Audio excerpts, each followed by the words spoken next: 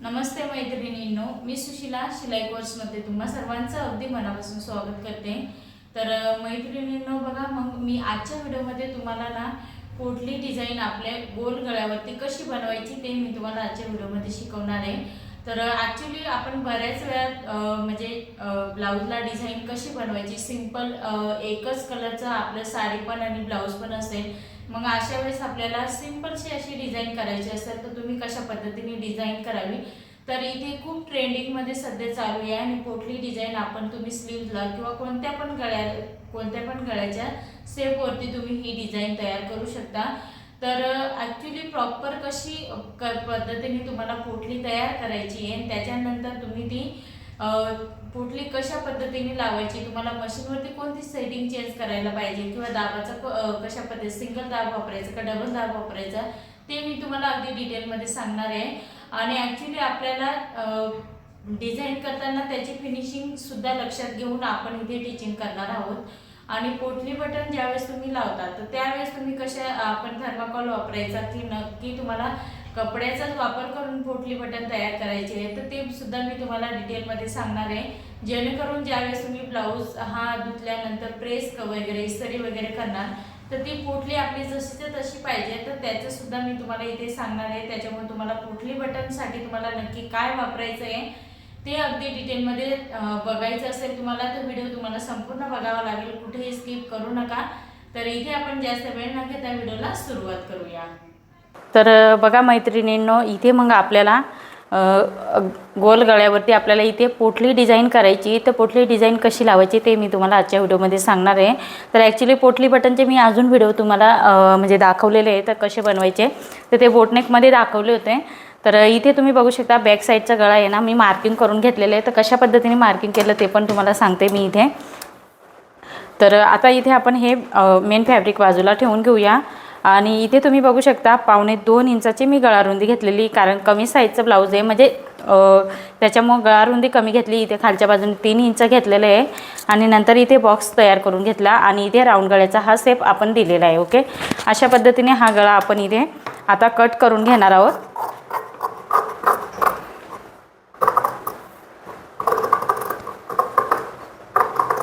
हे बघा, अशा पद्धतीने गळा कट करून, नॉर्मल गळा आहे, जास्त पण डीप गळा नाही आहे।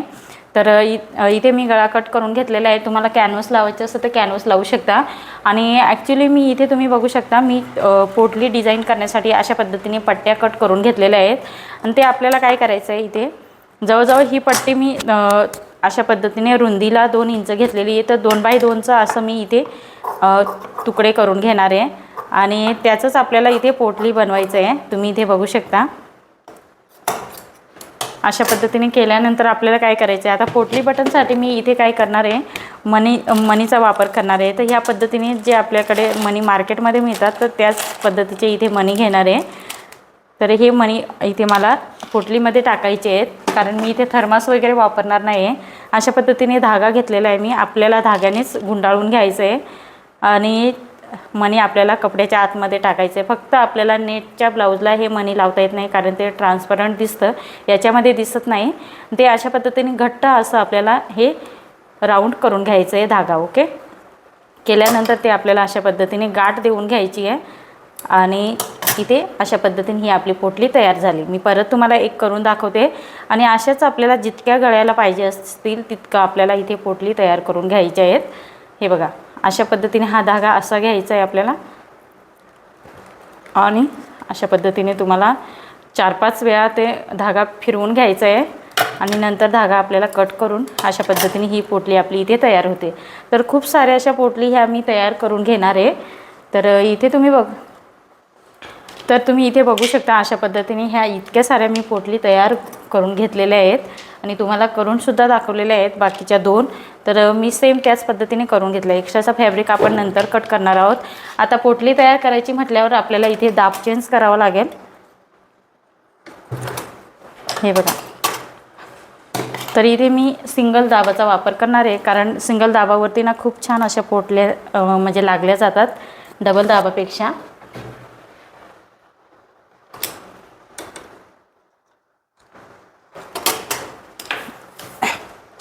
आता आपल्याला नुसतं अस्तरचं फॅब्रिक इथे घ्यायचं आहे हे बघा अस्तरचं फॅब्रिक घेतल्यानंतर आता इथे आपली जी शोल्डर कटची उंची 1 इंचावरती इथे आपण मार्किंग करून घेणार आहोत। दोन्ही बाजूला 1 इंचावरती मार्किंग केल्यानंतर आपल्याला इथे पोटल्या व्यवस्थित समांतर अंतरावरती लावायचे आहेत। म्हणजे ते आपण इथे टिक मार्क करून घेऊया। असं काही नाही की तुम्ही दोन्ही बाजूला इक्वलमध्ये घेतलंच पाहिजे असं। तर ह्या पद्धतीने मार्किंग केल्यानंतर आपल्याला काय करायचं आहे, इकडे फोल्ड करून घ्यायचं आहे। तेच आपल्याला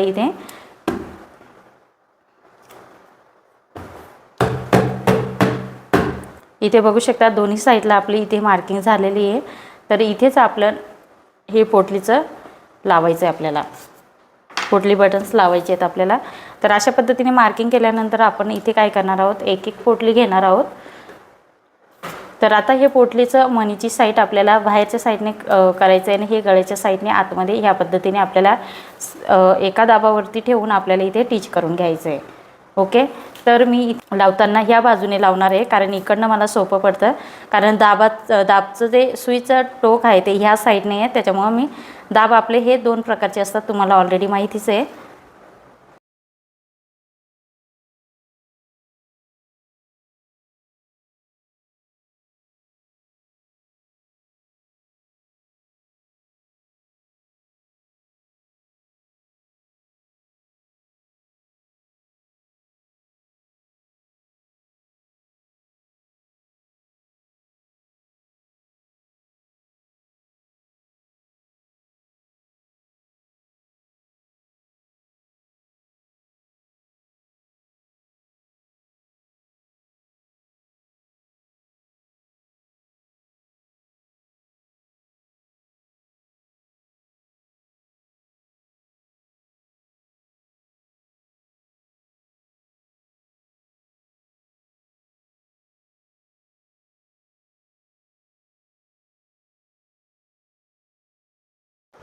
आता इथे तुम्ही बघू शकता आपली संपूर्ण पोटली इथे लावून झालेली आहे। आता इथे मी पोटली लावून झालेली आहे, तर तो एक्स्ट्रा पोटलीचा जो एक्स्ट्रा कपडा होता ना, तो मी इथे कट करून घेतलेला आहे, तुम्ही इथे बघू शकता। आणि गळ्याचा सुद्धा ह्या राऊंडबरोबर मी मधचा भाग कट करून टाकलेला आहे। त्याच्यानंतर आपल्याला काय करायचं, ही पोटली लावून झाल्यानंतर एक्स्ट्राचं फॅब्रिक आपण कट करून घेतलेलं आहे, ते अशा पद्धतीने इथे आपल्याला ठेवून घ्यायचं आहे। आणि पोटल्या ह्या आतमध्ये आपल्या पाहिजे आहेत, तुम्ही इथे बघू शकता आतमध्ये आपल्याला त्या फोल्ड करायच्या आहेत। आणि ज्यावेळेस आपण हा अस्तरवाला बॅक साईडचा पार्ट आहे ना, तो आपण पलटी मारणार, शिलाई मारून झाल्यानंतर ती पोटली बरोबर बाहेर येणार आहे। तर सो तुम्ही अशा पद्धतीने इथे आपल्याला व्यवस्थित सेफ्टी पिनाने आपल्याला इथे व्यवस्थित लावून घ्यायचे आहेत सगळीकडनं, म्हणजे जेणेकरून मेन फॅब्रिक आणि अस्तरचं फॅब्रिक आपल्या इथे इकडे तिकडे होणार नाही। ओके, तर मी इथे लावून घेत आहे। आणि त्याच्यानंतर आता इथे आपल्याला एक एक शिलाई मारायची। तर शिलाई मारताना आपल्याला या पद्धतीने पोटलीचं बटन व्यवस्थित लक्षात घेऊन आपल्याला इथे शिलाई मारायची आहे।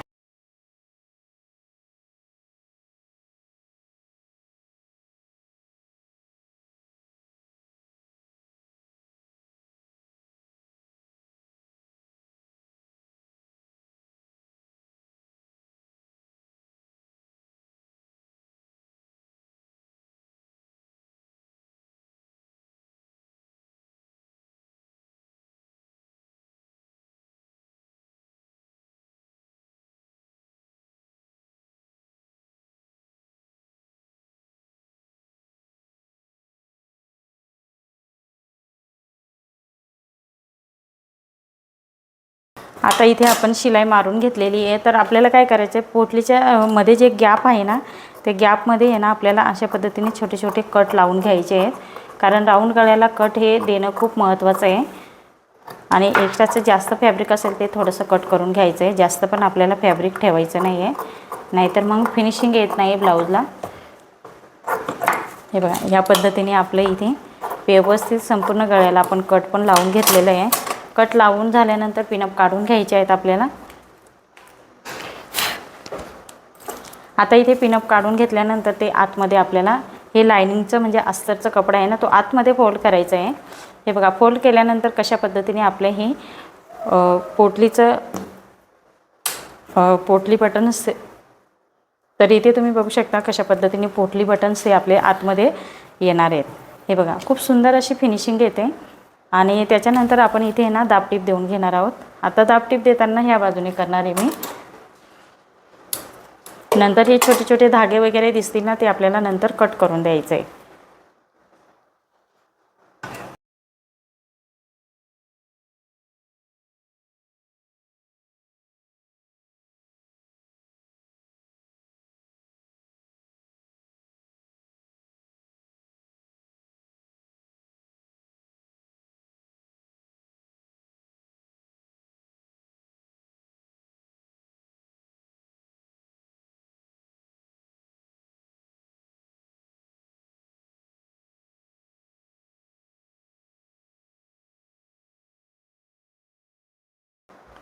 आता इथे तुम्ही बघू शकता शिलाई मारून झालेली आहे.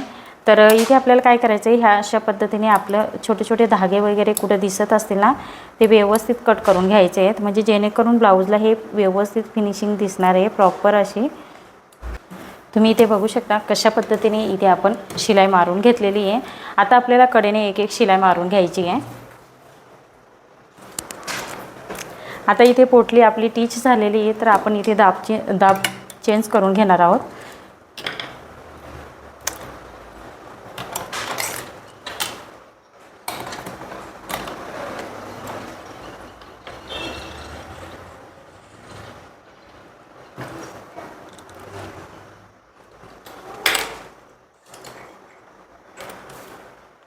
आता इथे आपल्याला कडेने शिलाई मारून घ्यायची एक एक.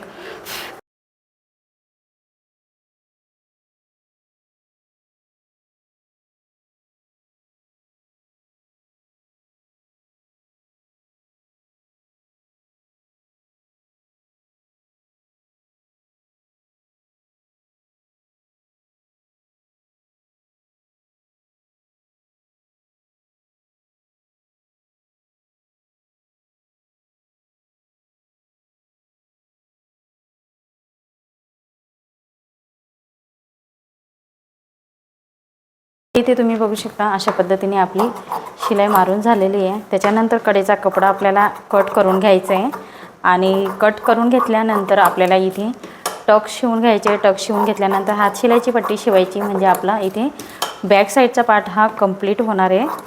तर कशा पद्धतीने पोटली डिझाईन इथे आपण टीच केली ते तुम्ही बघू शकता. खूप सुंदर अशी फिनिशिंग येते आणि पोटलीचा लुकसुद्धा तुम्ही बघू शकता अगदी एकसारखा आलेला आहे, कुठेही कमी जास्त नाही आहे.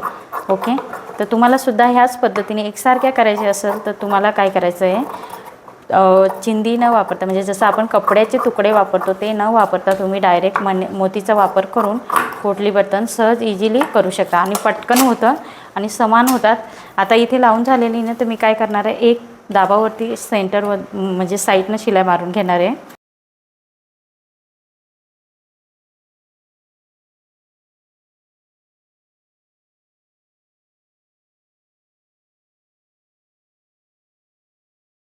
हे बघा साईडने एक एक शिलाई मी इथे मारून घेतलेली, म्हणजे व्यवस्थित फिनिशिंग पण दिसते आणि छान असं आपलं लूक आलेलं आहे इथे. आता इथे मी टक्स शिवून घेणार आहे आणि हात शिलाईची पट्टी शिवून घेणार आहे. तर तुम्हालासुद्धा ह्याच प्रोसेसने डिझाईन झाल्यानंतर तुम्हाला टक्स आणि हात शिलाईची पट्टी शिवून घ्यायची आहे.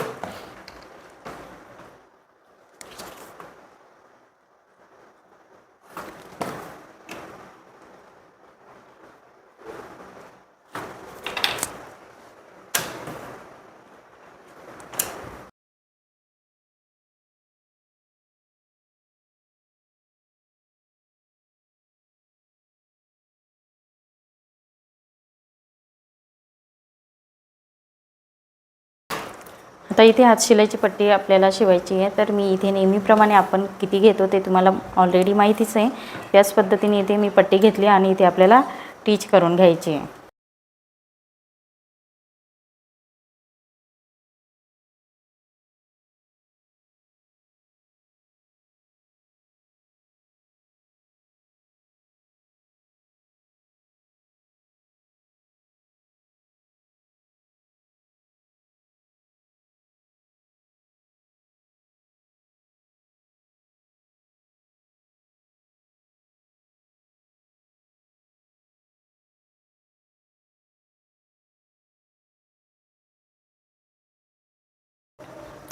बघा अशा पद्धतीने इथे आपली संपूर्ण डिझाईन तयार झालेली आहे. तर तुम्हाला कसा वाटला आजचा व्हिडिओ ते मला कमेंट्स करून सांगा.